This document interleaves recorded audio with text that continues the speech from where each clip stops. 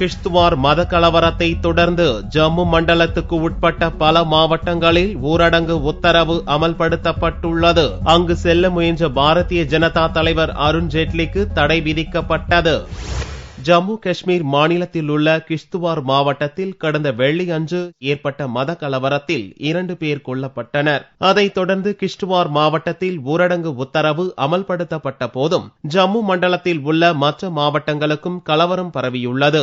சனிக்கிழமை இரவு ஜம்மு மற்றும் ரஜௌரி மாவட்டங்களில் ஆங்காங்கே தீ வைப்பு, கல்வீச்சு சம்பவங்கள் நடந்ததை அடுத்து அங்கும் ஊரடங்கு உத்தரவு அமல்படுத்தப்பட்டது. கிஷ்துவார் மத கலவரத்தை கண்டித்து பாரதிய ஜனதா மற்றும் பிரிவினை வாத இயக்கம் சார்பில் தனித்தனியே பந்த் போராட்டத்துக்கு அழைப்பு விடுத்துள்ளன.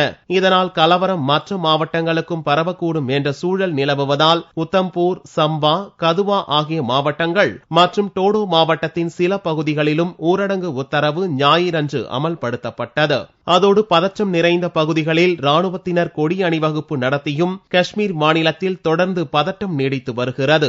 முன்னெச்சரிக்கை நடவடிக்கையாக ஜம்முவில் இருந்து அமர்நாத் யாத்திரையும் நிறுத்தி வைக்கப்பட்டுள்ளது. இந்நிலையில் கிஷ்துவார் கலவரம் பற்றி ஆராய்வதற்காக ஜம்முவுக்கு வந்த அருண் ஜேட்லி தலைமையிலான பாரதிய ஜனதா குழுவினர் ஜம்மு விமான நிலையத்திலேயே தடுத்து நிறுத்தப்பட்டனர். அதேபோல ஸ்ரீநகரிலிருந்து கிஷ்துவாருக்கு புறப்பட ஆயத்தமான காஷ்மீர் எதிர்க்கட்சியான மக்கள் ஜனநாயக கட்சி தலைவர் மெஹபூபா முக்தியும் வீட்டிலேயே தடுத்து நிறுத்தப்பட்டார். இதனிடையே வதந்திகளை நம்ப வேண்டாம் என்று கிஷ்துவார் மக்களுக்கு முதல்வர் உமர் அப்துல்லா வேண்டுகோள் விடுத்துள்ளார். கலவரத்தை பயன்படுத்தி ஆதாயம் தேட சில அரசியல் கட்சிகள் முயல்வதாகவும் குற்றம் சாட்டியுள்ள உமர் அப்துல்லா கிஷ்துவார் மாவட்டத்தில் நுழைய எந்த அரசியல் கட்சியும் அனுமதிக்கப்படாது என்றார்.